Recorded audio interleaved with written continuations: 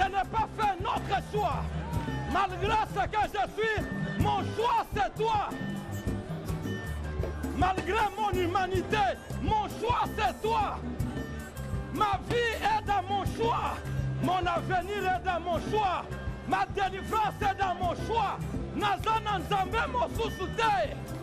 Oh my God. Ma délivrance est dans mon choix. Mon avenir est dans mon choix. Ma paix est dans mon choix. Nazana Nzambe mosusu te. Malgré mon humanité, malgré mon humanité, ma petitesse, Nazana Nzambe mosusu te. J'ai porté mon choix sur toi. Ma délivrance est dans mon choix. Mon avenir est garanti par mon choix. L'objet de mon choix, c'est toi. Soka moninga na bitumba. Yo moyo ye. O telemi. O zakozela. Nalonga. Tu suspends toutes choses. Attendons la victoire de Mwehu. Alléluia. Naza Nanzambe mosusu te. Tu es mon Dieu, la force de ma vie. Mon avenir est garanti dans les choix que je fais.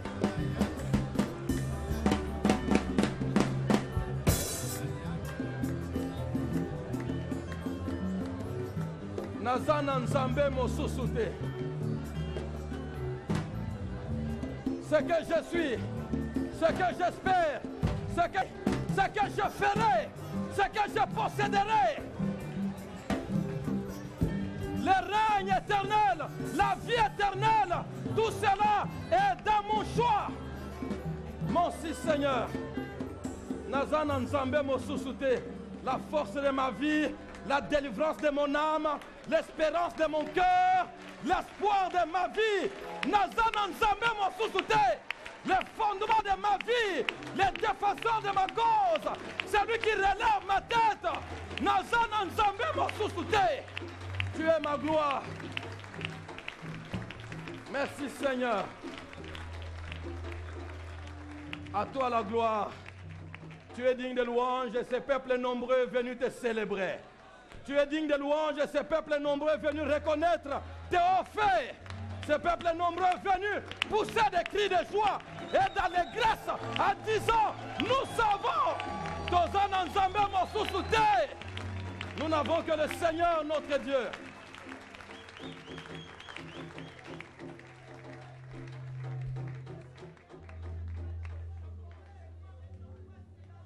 Bien-aimés, nous n'avons pas un autre Dieu. Tozana Nzambe mosusu te. Et rassurez-vous, nous avons fait un bon choix. Tout ce qu'un homme espère se trouve dans notre choix. Tout ce qu'un homme espère, tout ce qu'un homme attend, tout ce qu'un homme espère avoir, posséder, se trouve dans notre choix. Tozana Nzambe mosusu te. Ah, au Seigneur notre Dieu, toute la gloire. Merci Jésus. Yanga na yo kosuka awate.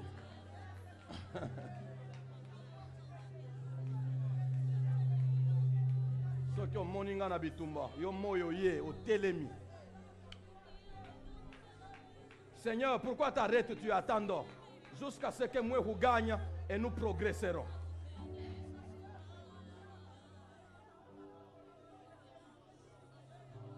C'est ça mon espérance, c'est ça ma force, c'est ça ma puissance, c'est ça qui me maintient au devant de toi, c'est ça qui me maintient au devant des hommes, c'est ça qui me maintient au milieu de l'hostilité, c'est ça qui me maintient, même menacé par les taureaux, par les monstres marins.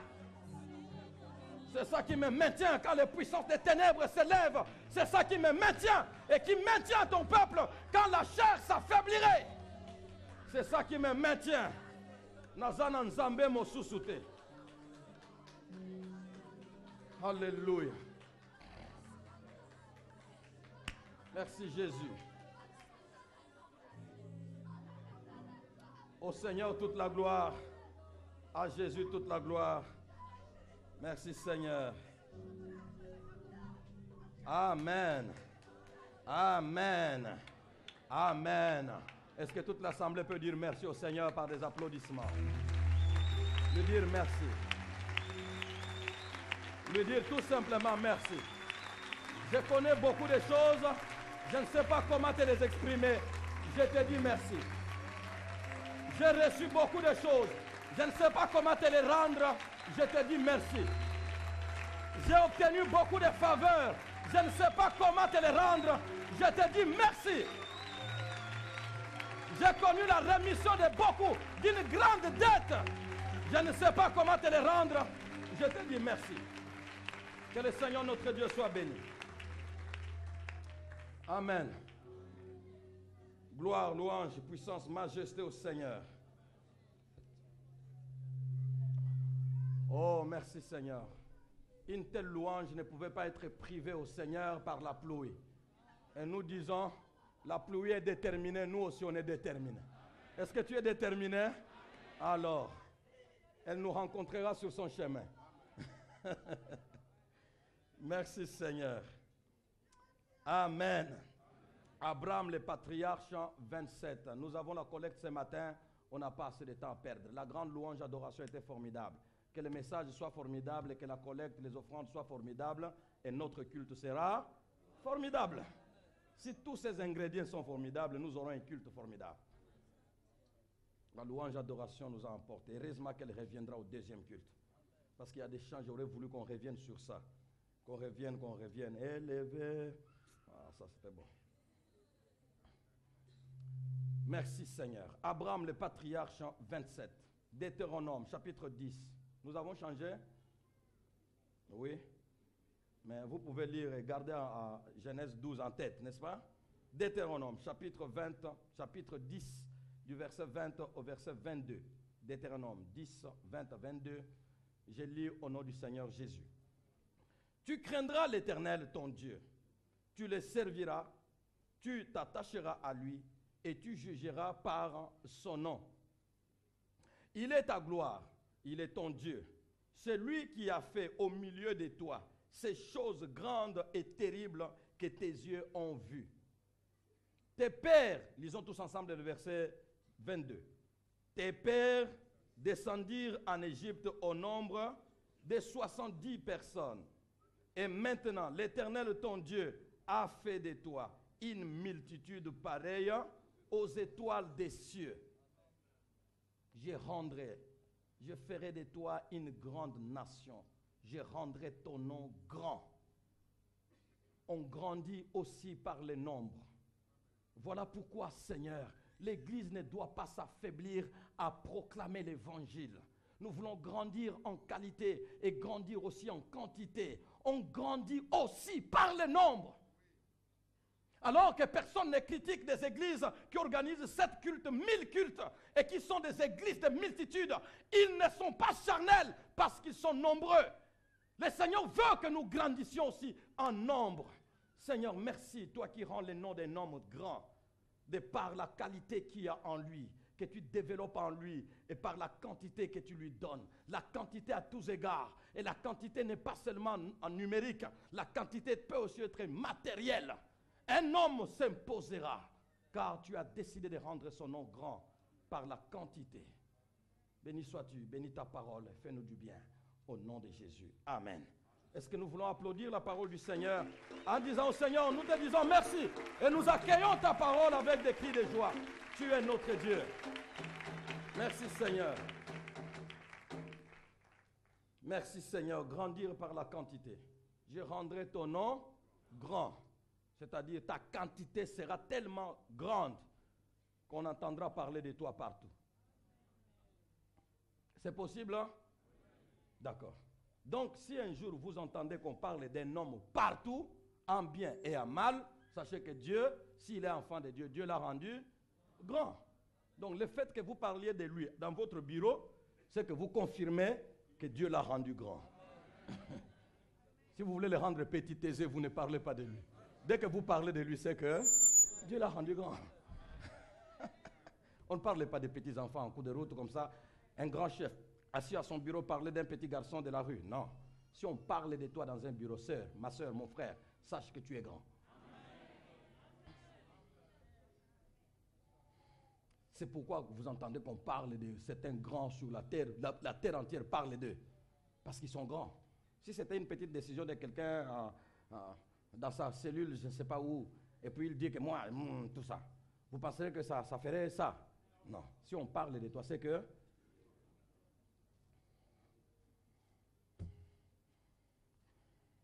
Merci Seigneur, ce n'est pas là que nous sommes. Mais nous viendrons sur l'actualité là-bas, plus tard, parce que nous aussi nous sommes actuels. L'interpellation. L'interpellation des dieux au culte du dimanche dernier. L'interpellation des dieux au culte du dimanche dernier m'a toujours fait trembler. Ça m'a toujours fait trembler toutes les fois que je l'ai entendu. Lorsque le Seigneur dit, frère, lorsque le Seigneur parle au travers d'un serviteur, de son envoyé, qu'il dit, frère, qu'il n'y ait pas beaucoup d'enseignants parmi vous, car ceux qui enseignent seront sévèrement jugés. Ça me fait trembler depuis toujours que je l'entends. Seigneur, que je cesse de prêcher, de prêcher. Non, j'étais appelé à la prédication. Seigneur, que je fasse quoi? Si je prêche grandement, la parole que je prêche est parfaite. Et moi qui la prêche, je ne suis pas parfait. Et tu me jugeras, moi, imparfait, par la parole parfaite. Qu'est-ce que je fais? Je suis perdant. Je suis perdant. Ta condition à toi, je la prends en charge. Toi, charge-toi de ma parole. C'est là le secret. Si les prédicateurs des grandes vérités bibliques verront le Seigneur alors qu'ils n'ont pas été à la hauteur de ce qu'ils prêchaient, ce n'est pas parce qu'ils ont su s'égaler à ce qu'ils prêchaient, parce que ce que nous prêchons est parfait. Mais nous qui prêchons, nous ne sommes pas parfaits. C'est que celui qui nous demande de prêcher ce qui est parfait alors que nous ne sommes pas encore parfaits, celui-là a fait quelque chose pour que l'imparfait soit pris en charge, notre imperfection soit prise en charge, afin que nous arrivions à la perfection que nous prêchons. C'est pour cela que nous verrons le Seigneur. C'est tout ce qui me donne de l'espérance, que je verrai le Seigneur, à cause de la prise en charge de l'imperfection. N'est-ce pas, Pamphile? Alors ne tremble pas et dis que je laisse de prêcher. Non, il faut prêcher.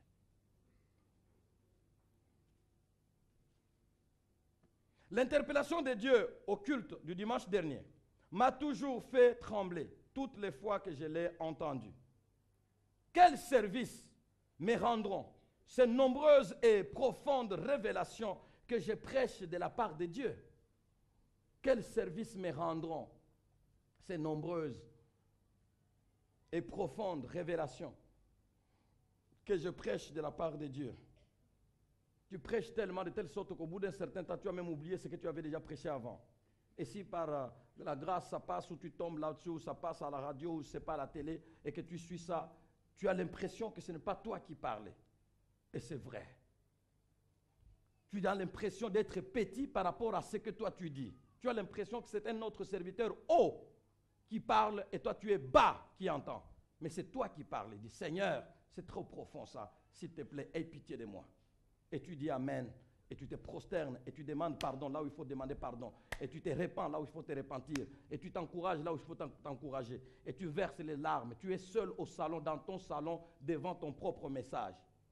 Frères, sœurs, si je ne me soumets pas à ce que je prêche, alors que je cesse de prêcher. Que je cesse de prêcher. Voilà. Parce que je dois me soumettre. Je dois me battre pour me soumettre. Pendant que je me bats pour me soumettre, que chacun de ceux qui entendent se battent comme moi pour se soumettre. Parce que je ne prêche pas parce que je suis devenu parfait. Non, je prêche parce que c'est ça le plan de Dieu pour chacun de nous. Alors, battons-nous tous ensemble pour nous conformer à ce que nous prêchons ou à ce que nous entendons ou à ce que nous avons médité nous-mêmes à la maison. C'est ça l'effort que chacun de nous doit faire. La Bible dit « efforce-toi ». Quand on dit « efforce-toi », c'est que c'est dur. La vie chrétienne n'est pas facile. La mise en pratique de la parole de Dieu n'est pas facile. Elle n'est facile pour personne. Même les plus avancés ont encore à lutter pour mettre en pratique la parole de Dieu. Alors, cessez d'être trop durs les uns envers les autres qui ne luttent pas. Cessons d'être trop sévères les uns envers les autres qui ne se battent pas, qui a déjà tout accompli et qui ne se bat plus. Les prédicateurs prêchent, mais ils doivent se battre pour rester. Chacun de nous se bat. Les chantres chantent, ils doivent se battre pour rester. Les exhortateurs, je ne sais pas qui d'autre, chacun de nous, les intercesseurs, les services d'accueil, caméramens, tout le monde doit se battre pour rester dans ce que nous entendons, dans ce que nous donnons aux autres. C'est ça la lutte. Quand l'apôtre Paul dit, même moi, je ne crois pas l'avoir saisi, je tâche de le saisir. Si l'apôtre Paul, alors qu'il est en train de mourir, il dit, je ne crois pas l'avoir saisi, je ne crois pas être parvenu. Paul, si tu ne l'as pas encore saisi, qui l'a saisi?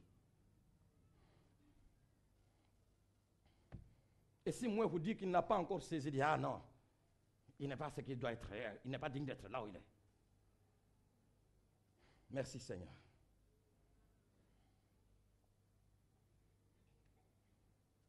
Quel service me rendront ces nombreuses et profondes révélations que je prêche de la part de Dieu? Quel service? Je le prêche pour trouver des arguments pour être condamné? Non. Je le prêche pour obéir à sa volonté dans ma vie. Mais quant à ma condition, si je me soumets à cette parole, c'est lui qui me prend en charge. Que le Seigneur nous prenne en charge. Merci Seigneur. Ainsi, nous prêchons Abraham le patriarche. Nous sondons, je vous fais sonder Abraham le patriarche, tous les coins, les recoins de la vie d'Abraham. Nous sondons et nous trouvons des merveilles dedans. Nous trouvons Dieu dedans, nous trouvons la miséricorde de Dieu dedans, la puissance, la toute suffisance de Dieu. Nous trouvons la faiblesse de l'homme et nous trouvons, malgré toutes ces faiblesses, nous trouvons la détermination à marcher avec son Dieu tout-puissant. Et nous trouvons cette collaboration entre Dieu et lui, entre l'infiniment parfait et l'infiniment imparfait, mais qui marchent ensemble. Quel secret! Vous vous êtes entendu comment pour marcher ensemble alors que vous êtes diamétralement opposés? Vous vous êtes entendu comment pour marcher ensemble? Les gens ne comprennent pas. Et c'est pourquoi ceux qui ne comprennent pas ne peuvent pas savoir qu'est-ce qui se passe entre Dieu et les hommes. Les hommes qu'il a choisis, les serviteurs, les enfants de Dieu. Tout celui qui a confessé Jésus-Christ comme son Sauveur et son Seigneur. C'est un infiniment imparfait. Et le Dieu qu'il invoque est infiniment parfait. Mais ils marchent ensemble. Je suis le Dieu tout-puissant. Marche devant ma face. Toi, tu es tout-puissant, infiniment tout-puissant, mais moi, je suis infiniment tout faible. Nous marcherons ensemble sur quelle base?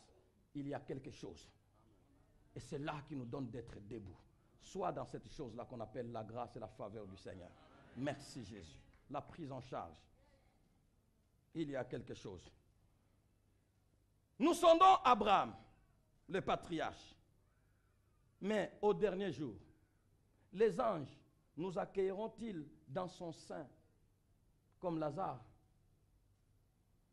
Pourquoi parler d'un homme?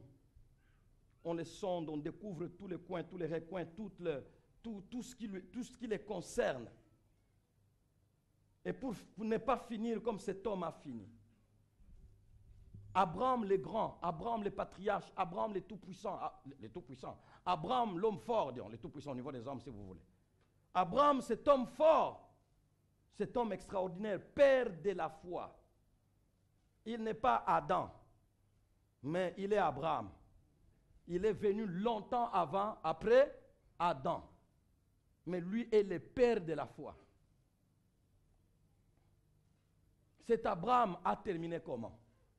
Alors nous le sondons, sans avoir l'espérance qu'un jour nous serons accueillis dans son sein, dans le cadre qu'il a créé par la foi, entre guillemets. À ta mort, à ma mort, les anges nous accueilleront-ils? La Bible dit, Lazare mourut, les anges l'accueillirent jusqu'au sein d'Abraham. Qui sera accueilli par les anges jusqu'au sein d'Abraham? Les anges qui vous accueillent au cimetière. Allez voir au cimetière des choses qu'on fait. On construit une très grande et tout ça, et puis on dessine un ange qui ouvre ses ailes comme ça. On dit que voilà, à ta tombe ici, l'ange t'a accueilli. Il sottise, voilà.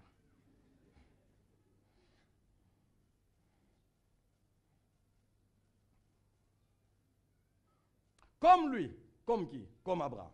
Comme Abraham, ce qui me conduira dans les parvis éternels, je ne l'attends pas de moi, mais de Jésus-Christ par sa grâce. Voilà, c'est la grâce qui l'a conduit là-bas. qu'il a fait marcher sur la terre des vivants avec les dieux tout-puissants, 3 fois saints. Et il parle, il marche avec lui pendant qu'il ment. Oh, c'est ma sœur, ouais, c'est ma sœur. Non, tu as menti. Pourquoi tu as menti comme ça? C'est ta femme, non? Oh, bon, je pensais que j'allais vraiment mourir. Mais pendant ce temps-là, il marche devant les tout-puissants. Vous vous êtes entendu comment? Et les voilà qui entrent. Comme Abraham, nous tous, c'est par cette prise en charge à laquelle nous voulons nous accrocher. Bien-aimé, quoi qu'il se passe, ne lâche pas cette espérance. Je dis bien, quoi qu'il se passe, par quelques circonstances que ce soit, ne lâche pas cette espérance. Montre au Seigneur que je me bats. Là où je m'arrête, tu me prends. Même quand je me bats là, je ne mets pas ma confiance dans ma force. Même quand tu te bats, ne mets pas la confiance dans tes forces. Parce que la Bible dit que notre justice à nous, parce que nous nous battons pour être justes, propres, bien, tout ça, ordonné, correct et tout, réglo. Quand nous ferons ça, c'est bon pour la gloire du Seigneur et pour la vie. Mais même quand nous ferons ça, notre justice tout entière est comme un vêtement souillé, dont chacun devait se débarrasser tout de suite. Donc, aucune force ne nous amènera là. Battons-nous pour montrer au Seigneur que nous t'aimons. Je ne peux pas rester bois croisé. Je sais que je ne peux pas, mais j'essaye. Jusqu'à ce que j'y arriverai par toi. C'est ça la vie chrétienne, c'est ça la sanctification. C'est battre. Un objectif a échoué, je reviens sur le même objectif. Une tentative a échoué, je reviens. Je ne renonce pas. Bien-aimé, ne renoncez pas. La nature elle-même nous enseigne. Dans les matchs de football, il y a combien de tentatives d'aller vers le but? 90 minutes. Combien de tentatives d'aller vers le but? Combien? Plusieurs, des dizaines et des dizaines. Des dizaines et des dizaines de tentatives. Mais est-ce que tous arrivent au but? Non. Arrivé à quelque part, ils font une mauvaise passe et puis ça échoue. Et puis l'adversaire prend la balle, ils reculent encore chez eux. Dès qu'ils ont la balle, ils disent que non, la fois passée, là, nous avons échoué, non? Laissons tomber, on a déjà échoué une passe. Non. Allons-y. Et ils repartent, ils reconstruisent. Arrivé près du poteau, ça échoue, ils reviennent encore. Et puis après, reconstruisons. Ils reconstruisent. Ils ne se fatiguent pas tant que le temps n'est pas encore fini. Bien-aimé, ne te fatigue pas. Le temps n'est pas encore fini. Non. Que personne ne te dise c'est fini. Non. Dis, je vais reconstruire. Ça va finir quand on sifflera. Comme on n'a pas encore sifflé, je vais reconstruire. Bien-aimé, que quelqu'un reconstruise. Que personne ne te dise, toi là vraiment, tu ne vois pas que tu as beaucoup échoué. Oui. La vie, c'est un match de football. Un temps lui est imparti. Ça ne sera pas toutes les fois que j'échouerai. Une seule fois que je réussirai à marquer, ça sera fini. Et tu remporteras la victoire après tant d'échecs que personne ne cesse. Bien-aimé, ne cesse pas. Reconstruire.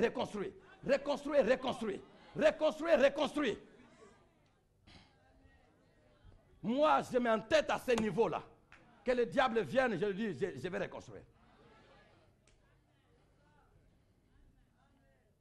La fois passée, tu as fait comme ça, non, tu as échoué. Je veux repartir.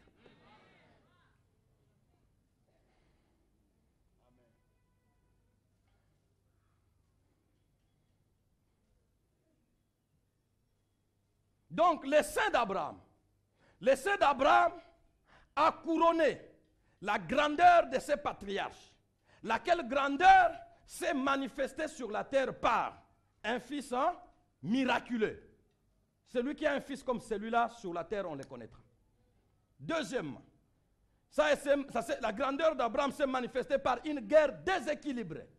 Un homme complètement déséquilibré dans la constitution de son armée, dans les nombres même, et qui va affronter des royaumes supérieurs à lui en nombre de royaumes et en nombre de soldats. Quand il gagne cette bataille, sa renommée sera partout. Qui nous a mis en déroute, c'est une famille. Et à la tête, un vieillard. À la tête, un vieillard, près de 100 ans. Sa renommée, sa grandeur s'est fait voir. Mais aussi, la grandeur d'Abraham s'est manifestée sur la terre par la multitude de descendants. Tes pères sont descendus en Égypte, comme nous l'avons lu, à combien? À 70, 70 personnes.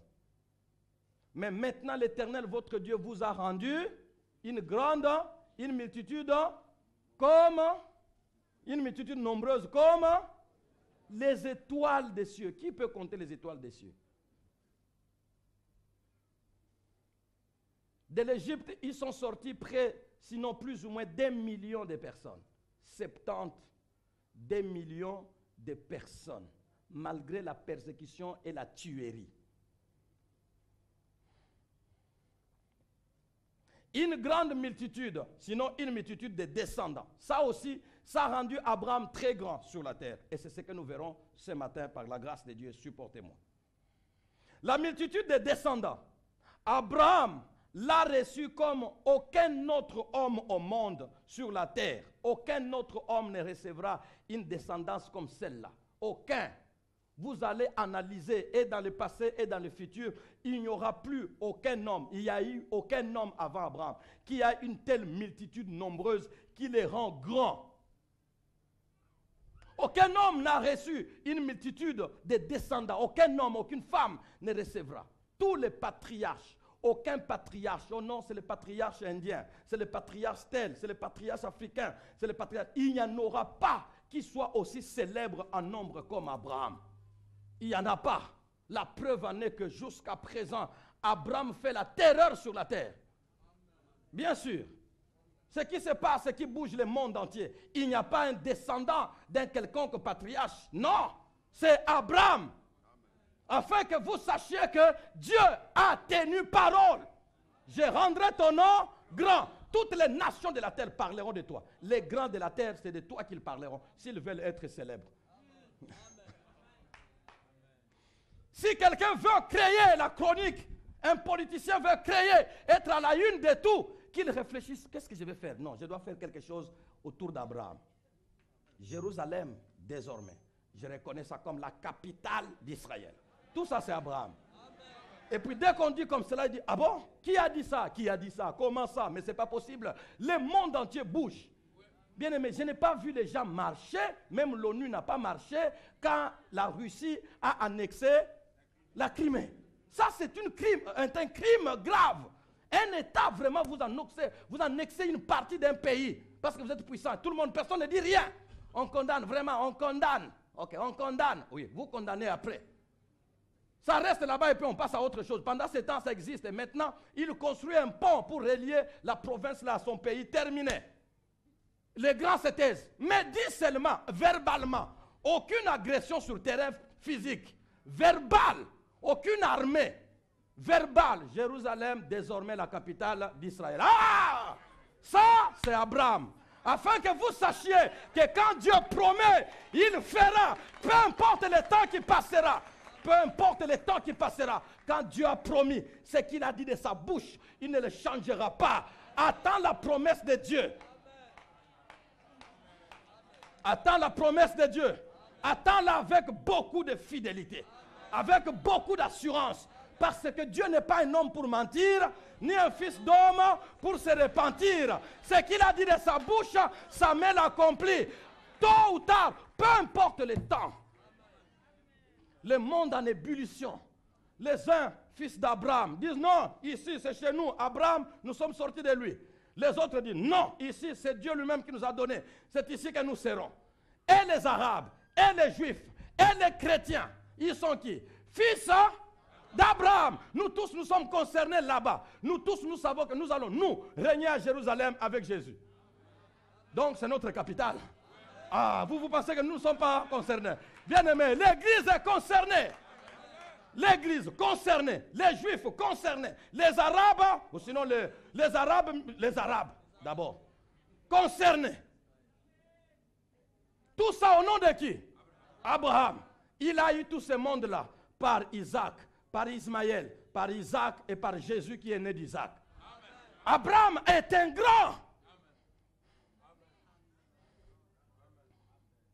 3 enfants. 3 descendances.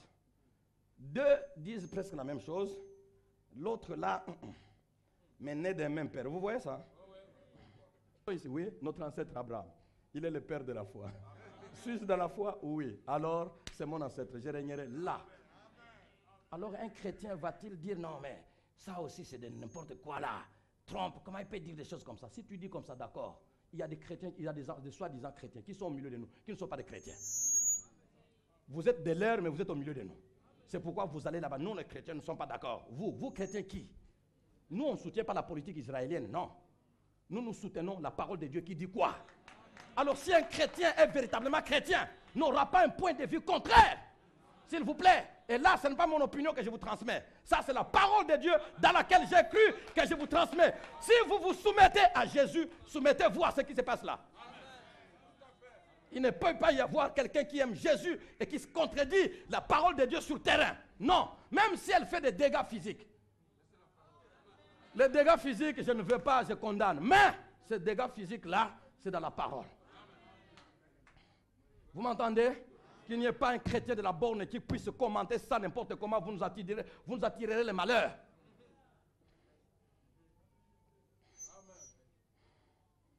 Je suis d'accord avec Trump dans ce qu'il fait. C'est son problème, je ne connais pas sa vie et tout. C'est son problème à lui. Je ne suis pas d'accord avec lui dans certaines choses. Comment il fait ça? C'est son problème. Mais je sais que Dieu peut utiliser n'importe qui pour atteindre un objectif qu'il veut atteindre. Toi, je ne te veux pas. En réalité, entre toi et moi, il n'y a rien. Mais, allez, fais ça.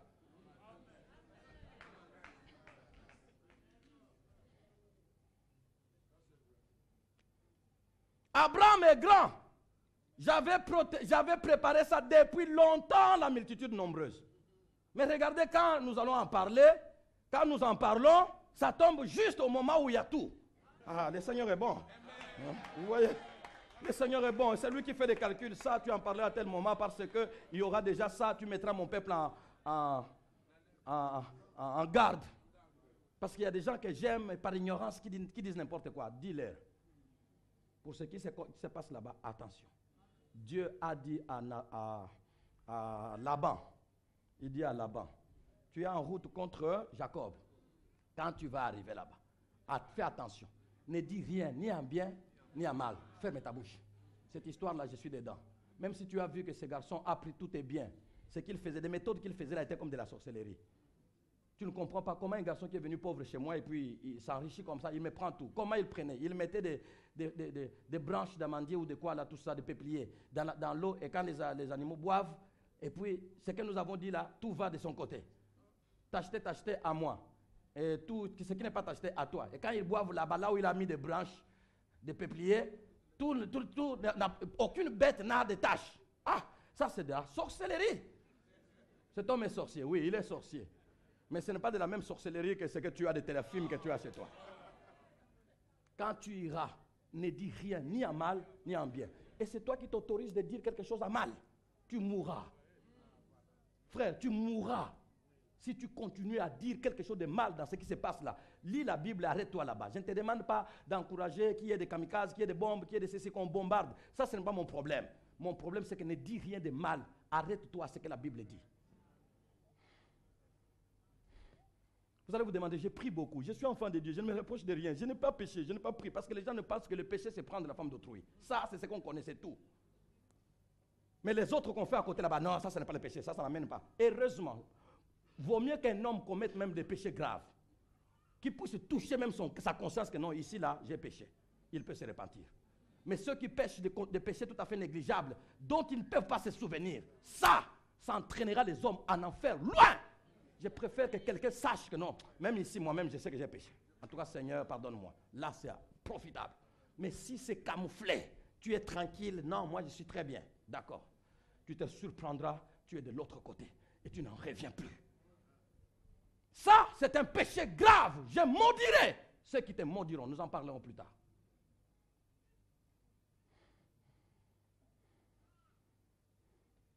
Je maudirai ceux qui te maudiront.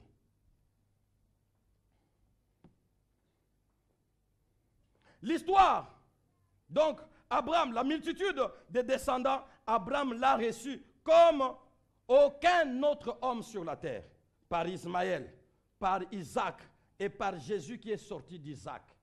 Cette phrase-là, vous la comprenez? Par Jésus qui est sorti d'Isaac. C'est vrai? Tout à fait. Donc, par Ismaël, Abraham a des descendants. Par Isaac, Abraham a des descendants.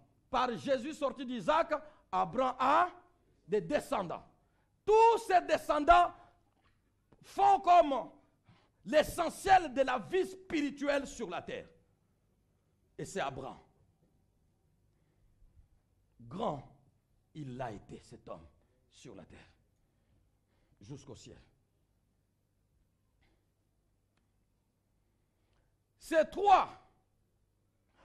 L'histoire de ces trois grands géniteurs, Ismaël, Isaac, Jésus. L'histoire de ces trois grands géniteurs est porteuse d'un message important, d'un important message. Lequel? Attention, notez bien. Attention, sur la terre, tout homme peut produire par la chair ou par la promesse de l'esprit. Attention, sur la terre, tout homme, qui que tu sois, tu peux produire par la chair ou par la promesse de l'esprit. Abraham, ce grand homme extraordinaire, un homme merveilleux, capable de croire ce qu'on ne croit pas.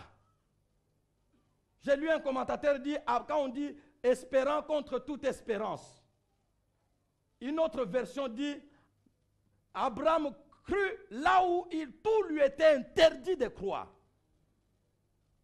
C'est quelle foi, jusqu'à présent même nous, on ne peut pas comprendre que quelqu'un d'autre ait cru avant toi et qu'il te donne l'exemple. Toutes ces choses-là sont arrivées pour nous servir d'exemple. Ça va, ça nous encourage. Je lis ici, c'est déjà arrivé, c'est pourquoi si ça m'arrive, je sais que c'est ça. Mais lui n'a pas de précédent. C'est un vrai fou, un fou au vrai sens du mot. Et il a cru. Ce grand homme, cet homme merveilleux, cet homme puissant, nous allons voir que malgré tous ses avantages spirituels, il est capable de se tromper, de commettre une erreur. Il est capable de se tromper, de commettre une erreur. Je disais donc, l'histoire de ces trois grands géniteurs est porteuse d'un important message. Attention, sur la terre, tout homme peut produire par la chair ou par l'esprit. Ismaël est une erreur charnelle. Je pense que vous avez en tête les sous-points que nous sommes en train de voir ensemble. Dans la multitude nombreuse, nous avons vu le fils, la réparation par la promesse. Nous avons vu ensemble. Les dimanches passés, vous êtes là? D'accord. La réparation par la promesse, dans la multitude nombreuse. La réparation par la promesse, nous avons dit que nous allions voir ensemble les fils désirés par Sarah, et puis la place d'Ismaël dans l'alliance. Et là, nous sommes toujours dans la multitude nombreuse. La première partie, c'est la réparation par la promesse. Si vous retenez des choses comme cela, quand je continue à avancer, vous avez des idées ici, il est dans quelle partie. Attention, sur la terre, tout homme peut produire par la chair ou par la promesse de l'esprit. Ainsi, Ismaël est une erreur charnelle, est une erreur de l'homme, est un fruit de l'erreur humaine. De qui? D'Abraham. Par Sarah. Dieu nous a promis, nous avons attendu. Mais la réalité, peut-être que nous n'avons pas bien compris. Voilà quand les hommes disent, peut-être que nous avons pas bien compris. Quand Dieu parle, il faut retenir tout ce qu'il a dit malgré les souffrances. Parce que si vous commencez à aller, peut-être que vous irez à côté. Et Abraham, le voilà qui va à côté. Je pense que nous pouvons prendre notre servante. Ça existe, non? Et Dieu nous donnera un enfant. Tous ceux qui accouchent, qui enfantent de cette manière là-bas, les enfants leur appartiennent. Abraham, d'accord, donne ta servante. Et puis, la voilà grosse. Quelle erreur monumentale. Quelle erreur monumentale. Si Jésus est né d'Isaac, alors, avoir Ismaël et s'arrêter là, ça veut dire quoi? C'est barrer la route à l'arrivée de Jésus. Quelle erreur monumentale! Nous allons voir tous ces erreurs, les conséquences et comment Dieu a réagi avec Abraham. Ismaël est une erreur charnelle. Isaac est la promesse qui a réparé l'erreur. Oh Seigneur notre Dieu. Isaac est la promesse qui a réparé l'erreur. Tout homme, qui que nous soyons, qui que vous soyez, la Bible dit ne sois pas trop sage à tes yeux. Bien-aimé, tout homme peut se tromper. Le père de la foi n'est pas allé au ciel parce que sans erreur sur la terre. Ces erreurs, nous connaissons nombreuses et multiples. Mais cela ne l'a pas empêché d'entrer là-bas parce qu'il savait saisir non pas ce qui était en lui, mais ce qui était dans celui qui l'a appelé. C'est ce qui nous emmènera là. L'évangile, c'est cela. L'évangile, c'est Dieu qui cherche l'homme. La religion, c'est l'homme qui veut s'arranger pour plaire à Dieu. Aucun religieux n'a jamais vu Dieu. Aucun religieux ne verra jamais Dieu. Ne te dis pas, dans notre église, voilà, on nous a dit, ne faites pas ça, ne faites pas ça, ne faites pas ça, ne faites pas ça, tu feras ça, tu feras ça, tu feras ça. La Bible, ce n'est pas comme ça. Qu'est-ce que Dieu a mis en place pour que l'homme soit sauvé? C'est ça l'évangile. Mais c'est que l'homme met en place pour pouvoir plaire à Dieu. Tu pourras réussir et satisfaire tout. Un frère un jour me demande, pasteur, vraiment, est-ce que vous pouvez me donner la liste de tous les péchés? Hein? Vous me donnez la liste de tous les péchés. Vraiment, parce qu'il n'était pas en train de se moquer, il était sérieux. Et avec un souci positif. Vous me donnez la liste de tous les péchés, pasteur, je mets ça dans la poche.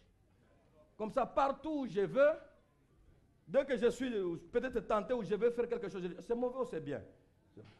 Ah, non, ça c'est pas... Non, ça c'est pas bien. Le pasteur a déjà écrit ça là-bas, ce n'est pas bien. Mais quand je suis quelque part, ah non, ça c'est... Il n'y a pas sur la liste, donc je peux faire ça. Le pasteur n'a pas mis ça ici. Mais le pasteur, c'est le Saint-Esprit. L'enfant de Dieu, la Bible dit que vous êtes la lettre de Christ. La lettre est où?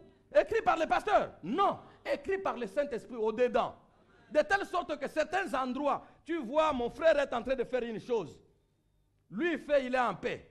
Mais toi, tu veux faire Dieu, te dit non, pas toi. Ah, mais nous sommes des enfants de Dieu, nous servons Dieu de la même manière, nous lisons la même Bible. Comment lui fait et moi je ne peux pas faire? Bien aimé, ne te compare pas.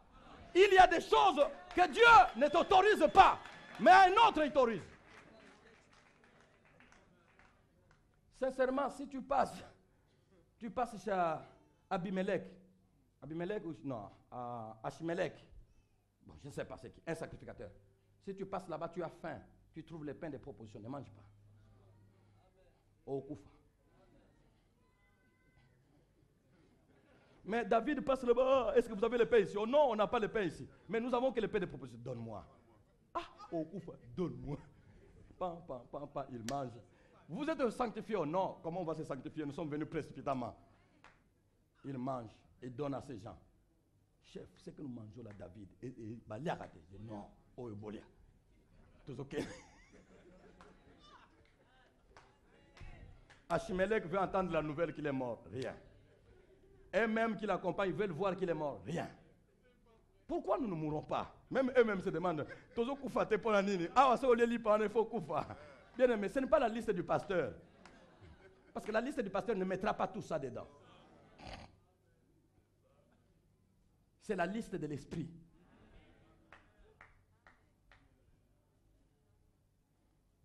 Tout le monde dit, bon, on ne sait pas qu'est-ce qui s'est passé, c'est son problème, bon, on ne sait pas pourquoi David a fait comme ça, Dieu l'a laissé, bon, peut-être que, d'accord. Est-ce que Dieu a dit quelque chose? Non, jusque-là, il n'a jamais rien dit.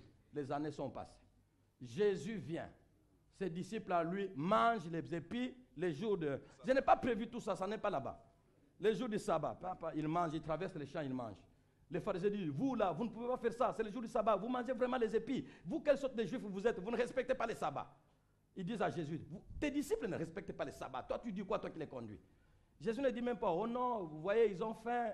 Ça peut arriver. Il dit, et David, n'avez-vous pas lu que David, le jour qu'il est entré dans la maison, comment? L'histoire qui nous complique la vie depuis des siècles, toi, tu veux justifier ça?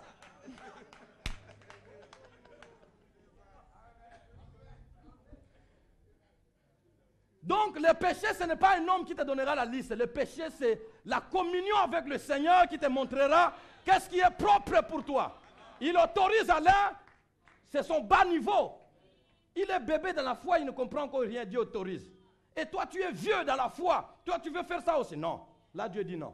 Et toi, tu veux dire, mais petit, on a ça là. Oui. On le dit bien ça. Petit. Bien-aimé, yoza sous petit. Dis à ton voisin, yoza sous petit.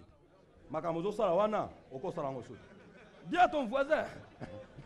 Sincèrement, yoza sous petit. Gaston, il y a des choses yoza sous petit. Oza mukambit, babengo papa mukambi. Bon, oza sous petit. Non. Donc, yoza sous petit. Il y a des choses que tu ne dois plus faire. Ça ne demandera pas la liste du pasteur. Tu as 16 ans, le pasteur te donne la liste. Tu grandis avec la même liste jusqu'à 96 ans. Non. Quand tu seras à 96 ans, même la liste va s'allonger. Parce qu'il y a des choses maintenant que tu dois faire. Et il y a des choses que tu ne dois plus faire. En tout cas, si on voit un mukolo pensant, dis yo mukolo bozo ça suma comme dis-lui comme ça, mon frère, tout ça va mukolo. Tout ça va mukolo. Seigneur, aide-moi, na comme mukolo. C'est vrai ce que je vous dis.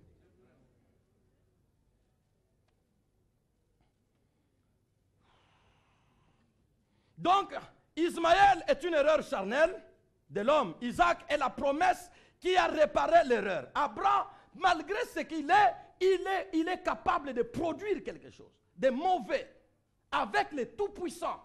Abraham, tu étais bien chez toi, tu n'avais pas le Tout-Puissant, tu pouvais prendre une fille selon votre loi là. Mais tu as attendu que l'Éternel vienne d'abord. Ça, c'est le diable. Nous l'avons déjà vu, je ne reviens pas là-dessus. Ça, c'est le diable. Donc, malgré ça, la seule possibilité pour Abraham de réparer, ce n'est pas la solution humaine. Abraham, la seule possibilité pour lui de réparer, c'est la promesse. C'est la promesse. Dieu lui dit, malgré tout ça, je te donnerai un fils, comme je l'ai dit. Je te supporte. Je ne peux pas t'écraser, je ne peux pas t'éliminer. Où est-ce que je trouverai celui qui sera jamais comme toi? Il faut seulement que je prenne l'un d'eux. Ils sont la même chose, mais il faut seulement que je prenne l'un d'eux. Mais je te donnerai ce que je t'ai dit. Isaac va naître et l'alliance va continuer. Ismaël est une erreur. Isaac est la correction de l'erreur. Par la promesse. Tout homme sur la terre, qui que vous soyez, qui que nous soyons, qui que je sois, je suis encore comment? Je peux encore me tromper. Que chacun de nous se dise, je peux encore me tromper. Ne pense pas que l'opinion que tu as là, c'est la seule qui existe. Et quand tu vois quelqu'un d'autre avec une autre opinion, tu trouves que non, il faut qu'il m'écoute. Toi qui? Tout le monde peut se tromper. Il faut que tout le monde ait un peu de réserve. La Bible dit que l'humilité te fasse regarder ton frère comme étant supérieur à toi. Considère son opinion d'abord, pour que tu vois qu'est-ce qui se passe. Tout le monde peut se tromper. Et quand on s'est trompé, il faut être humble pour reconnaître. Il faut être humble pour s'humilier. C'est par la promesse. La promesse d'Abraham. Je te donnerai le fils. Je te donnerai un fils. Là, la promesse était venue avant l'erreur de l'homme.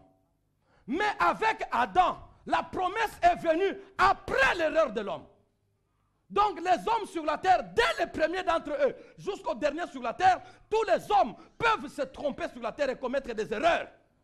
Mais, et pour les premiers, et pour Adam, et les premiers de la race humaine, et les premiers de la foi sur la terre, tout ce qui les a sauvés, c'est la promesse qui a réparé leurs erreurs. Si un homme ne s'accroche pas à la promesse, il ira dans son égarement. La promesse dont je parle, elle est partie du jardin d'Éden. Dit, vous avez péché. C'est une erreur grave. Qui vous a appris ça? Qui vous a laissé manger ça? Écoutez, je veux vous corriger. Corrigez votre erreur. Alors, je mettrai l'inimitié entre le diable et la femme. La postérité de la femme écrasera la tête du serpent qui a causé cette erreur. Malgré qu'il mordra au talon, mais la tête sera écrasée. Et toute la terre sera sauvée donc par cette promesse. Une erreur grave, mais la promesse peut corriger ça. Jésus est la promesse de l'humanité. Dieu a tant aimé le monde qu'il a donné son Fils unique. Bien-aimé, tous les hommes peuvent corriger leurs erreurs en Jésus-Christ. Quel que soit ton passé, je ne veux pas qu'un homme te rappelle Ato bondeli, nakata famille na bino bongo et bandi lelo. Ça n'a rien à voir avec bandi lelo. Le Seigneur Jésus est capable de corriger les erreurs que nous avons commises. Les erreurs d'avortement, les erreurs, je ne sais pas de quoi, que nous avons connues. En Jésus, nous pouvons tout réparer. Isaac est venu et il a réparé tout ce qu'Abraham a fait. Tout ce qu'Abraham a connu. Si Abraham aujourd'hui a bénéficié de cette grâce continuelle jusque dans le sein d'Abraham, au point que le ciel, le paradis revêtissent ses couleurs, c'est parce qu'il a accepté que je me suis trompé. Accepte-toi, accepte au moins.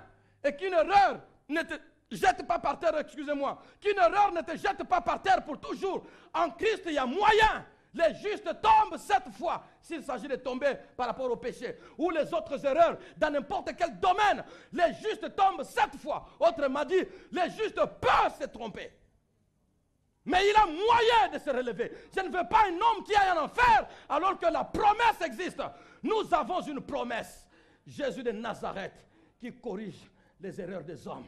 Ne porte pas le poids que tu as sur la tête, le poids de tes erreurs, le poids de ton passé, le poids des erreurs de parents, le poids des erreurs de ceci. C'est parce que j'avais fait ça, c'est parce que j'avais fait ça. Si je n'avais pas fait ça, si je n'avais pas fait ça, si tu n'avais pas fait ça. Et les hommes maintenant viennent pour te pointer du doigt. Tu vois maintenant, si tu n'avais pas fait ça, tu vois maintenant, on te disait quoi? Tu vois maintenant, on te disait quoi? Vous me disiez, oui, mais vous n'étiez pas capable de m'aider. Dire c'est une chose, mais aider quelqu'un, c'est une autre chose. Vous ne m'avez pas aidé parce que vous ne m'aimiez pas. Vous ne m'avez pas aidé parce que vous n'en avez pas la capacité. La preuve en est que dans vos propres vies, vous avez aussi des erreurs qui pèsent sur vous. Toute la terre a des erreurs qui pèsent. Mais nous tous ensemble, nous disons, nous ne pouvons pas les corriger à nous-mêmes. Allons auprès de la promesse.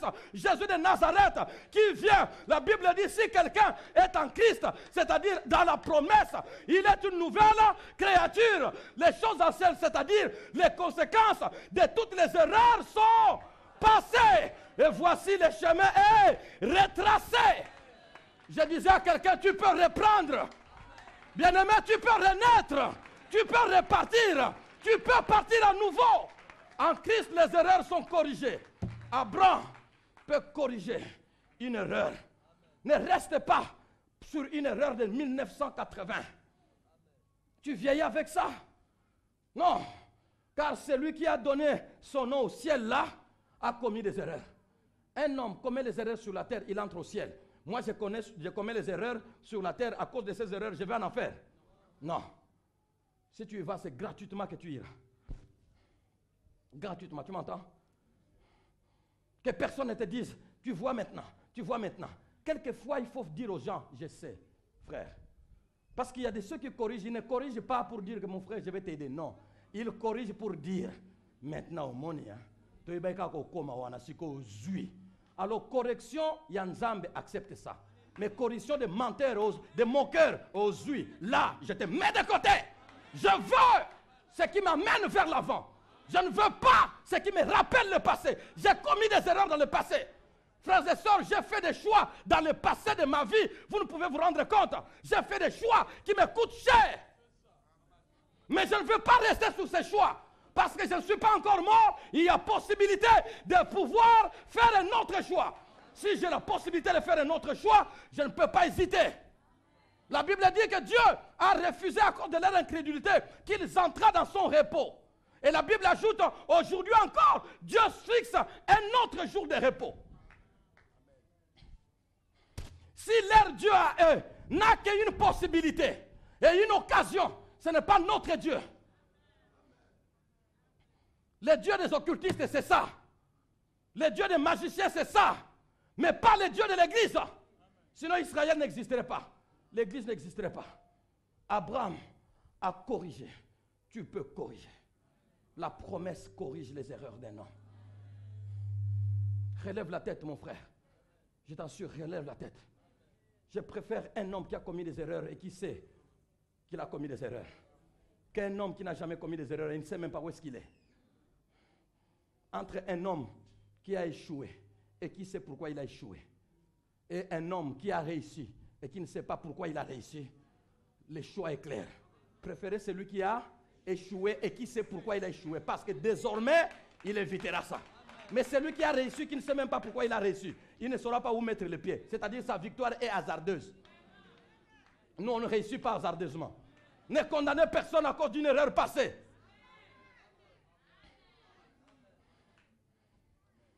Si c'était notre époque d'aujourd'hui, Abraham mourrait avant de voir Isaac. Tu as dit que Dieu t'a promis, non? Tu as dit que Dieu t'a promis, non? Est-ce que l'enfant que tu as là, c'est ça l'enfant miraculeux? Tu as un enfant comme nous, non? C'est ça Dieu? On les tuerait. Ne tue personne à cause d'une erreur. S'il veut persister dans son erreur, qu'il reste, il va y mourir. Mais toi, tu auras fait ta part. Mais condamner quelqu'un, condamner, clouer. Tu vois ce que tu as fait, tu vois ce que tu as fait, tu vois ce que tu as fait. Non, Dieu n'est pas comme ça. Dieu n'est pas comme ça. Abraham, le père de la foi, mais rempli d'erreurs. Je pense que s'il y a quelqu'un qu'on devait appeler père de la foi, ce n'est pas Abraham. Parce que dans sa foi, il a douté.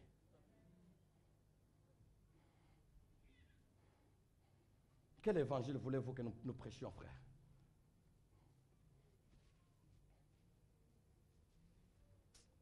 Il est temps.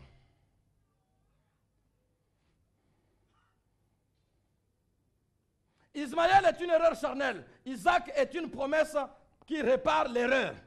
Pour arriver à Jésus, la vie de l'esprit. Vous voyez déjà, non? Erreur, Ismaël.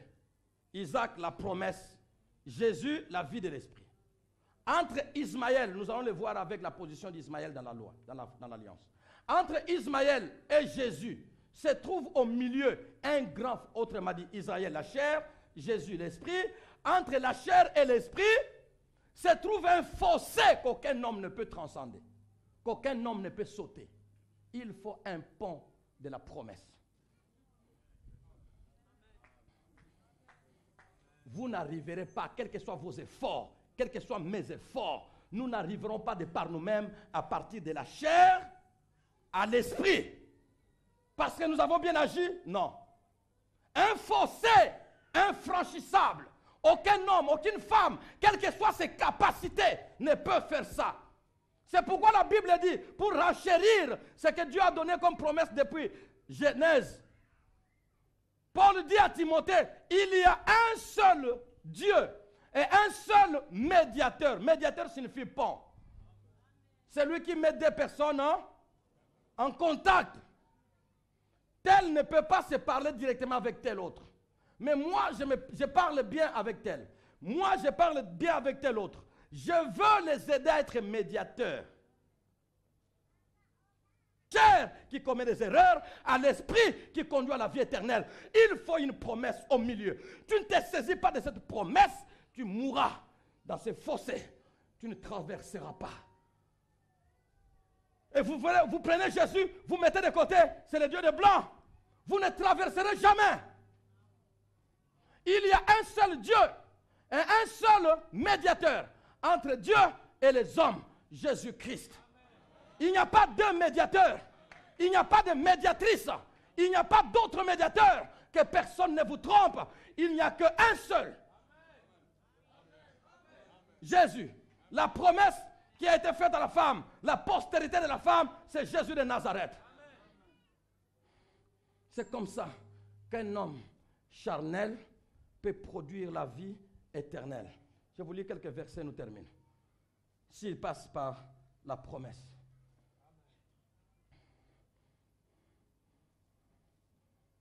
La promesse a été aussi faite à Adam et Ève pour corriger et annuler les conséquences de leur chute, de leur erreur. Ce sont ceux qui passent par la promesse qui enfanteront pour l'esprit, qui arriveront à la vie éternelle. Recherchons donc des promesses particulières, mais n'oublions jamais, quelle que soit la richesse des autres promesses que nous pouvons avoir, n'oublions jamais la promesse au sujet de la postérité de la femme. Après Adam, tous les hommes naissent de la chair et ne peuvent produire que la corruption. Tous les hommes sont nés de la chair et ne peuvent produire que la corruption. À moins que Jésus-Christ, la postérité de la femme, ne soit, sinon le second Adam, ne soit associé. Vous associez Jésus, vous pouvez espérer partir de la chair remplie d'erreurs que nous avons commises pour arriver à l'esprit rempli de la vie éternelle. Nous ne passerons pas autrement. Il faut une promesse. C'est par la promesse que Dieu corrige les erreurs des hommes. Merci Seigneur. Ainsi, Galates chapitre 6, le verset 8 dit, « Celui qui sème pour la chair moissonnera de la chair la corruption. Mais celui qui sème pour l'esprit moissonnera de l'esprit la vie éternelle. » Celui qui sème en Ismaël moissonnera d'Ismaël le fruit de la chair, moissonnera quoi? La corruption. Mais celui qui sème en Israël la promesse qui conduit à l'esprit, moissonnera de sa sémence-là la vie éternelle en Jésus-Christ. Hommes et femmes, comment s'aimez-vous? Êtes-vous restés dans votre erreur du début jusqu'à présent? Remarquez donc, je l'ai dit, je termine par là. Remarquez donc qu'entre la chair et l'esprit, il y a un fossé que rien d'autre ne peut combler que la promesse divine. Jésus est la promesse majeure, principale, la mère de toutes les promesses que nous pouvons avoir. Vous avez Jésus, toutes les autres promesses auront de la valeur. Sans Jésus, aucune promesse ne tiendra debout. Voilà pourquoi Paul dit dans 1 Timothée chapitre 2, le verset 5, « Car il y a un seul Dieu et aussi un seul médiateur entre Dieu et les hommes, Jésus-Christ, homme. » Avez-vous Jésus-Christ dans votre vie? Des erreurs que nous avons commises, qui les corrigera sinon la promesse que Dieu a faite? Comme Abraham, tu peux corriger tes erreurs. Baissons nos têtes dans la prière. Merci Seigneur. Comme Abraham, par la promesse, Dieu veut corriger mes erreurs. Merci Jésus. Merci Jésus. Merci Seigneur. Merci Jésus. Rumine quelque chose, murmure quelque chose, dis quelque chose. Combien d'erreurs as-tu? Homme, femme, tu as combien d'erreurs commises? Et tu veux t'arrêter à ça? Les erreurs de 1990, les erreurs de 2000, les erreurs de 2010, les erreurs je ne sais pas de quel an, de quelle année. Quelles erreurs nous avons commises? Et moi j'en ai commis combien? Quels choix nous avons fait? Et moi j'en ai fait combien? Quelles erreurs? Chacun de nous est en train de penser à tout cela. Il dit, c'est à cause de ça que je suis ceci. C'est à cause de mes parents que je suis ceci. C'est à cause des erreurs de mes frères que je suis ceci. Les erreurs, tous nous pouvons les commettre. As-tu connu des erreurs? Frères, sœurs, je ne sais pas. Si tu es là, c'est toi qui réagis devant le Seigneur. Il y a une promesse. Et en plus de cette promesse, Dieu peut te faire des petites promesses personnelles pour corriger tes erreurs à quelque niveau que ce soit. D'abord, soyons dans la promesse majeure, Jésus-Christ. Ô Seigneur, ô Seigneur, ô Seigneur, ô Seigneur, ô Seigneur. Y a-t-il quelqu'un qui se dit, oui, je sais que j'ai commis des erreurs graves, qui ont hypothéqué ma vie, qui ont piégé ma vie. Et vous voulez vous lever là où vous êtes pour dire, je veux entrer dans la promesse qui corrige les erreurs. Lève-toi là où tu es. Je veux entrer dans la promesse qui corrige les erreurs. Lève-toi là où tu es. Mon frère, ma soeur, ne laisse aucune erreur, aucune tentative de la vie du passé piéger ta vie continuellement. Nous disons non. Nous disons non. J'ai dit non. Et le Seigneur dit non. Et Abraham peut aussi confirmer cela, dit non. Mon ami, ma soeur, mon frère, ne reste sur aucune erreur. Ne reste sur aucun péché. Ne reste sur aucun forfait du passé. Alléluia. Alléluia. Veux-tu que quelque chose soit corrigé? Fais allusion, fais appel au Seigneur Jésus. Jésus est la postérité de la femme, la promesse qui a corrigé l'erreur d'Adam. Fais appel à Jésus, parle, ne reste pas comme ça. Fais appel à Jésus. Jésus, tu corriges les erreurs d'un homme. Tu corriges les erreurs d'une femme. Si Abraham peut entrer dans ta maison, dans tes parvis éternels, et si tu peux le couronner ainsi, en donnant à ton paradis le nom du Saint d'Abraham, c'est que tu peux corriger les erreurs d'un homme. Que mes erreurs ne me conduisent pas au mal, ne me conduisent pas à la destruction. Alléluia. Alléluia. Que vous soyez assis, que vous soyez debout, dites quelque chose à Dieu, je vous en supplie. Tu sais, tu n'auras plus d'autre temps. Après la terre, tu n'auras plus d'autre moment pour corriger tes erreurs. C'est maintenant que le Seigneur veut qu'il corrige tout. Tu as commis des erreurs, tu n'oses pas en parler à quelqu'un. Tu as commis des erreurs, tu n'oses pas en parler. Même à toi-même, quand tu penses à ça, tu te dis non, non, non, non, non. J'ai commis des erreurs, mon frère. Ne pensez pas, parce qu'on passe devant vous, qu'on n'est pas des hommes. Oh Seigneur, Seigneur, merci pour la promesse générale qui concerne Jésus et la promesse particulière que tu me donnes. Merci Jésus pour corriger mes erreurs et me conduire sur le droit chemin. Je te recommande ces hommes et les femmes, qu'ils soient debout ou assis, que toutes nos erreurs trouvent en toi, Seigneur, leur correction. Comme tu as corrigé l'erreur d'Abraham, tu as corrigé l'erreur d'Adam, et tu veux corriger l'erreur de l'humanité en nous envoyant une promesse, Jésus-Christ de Nazareth. Je veux vivre avec toi, Seigneur, en Christ.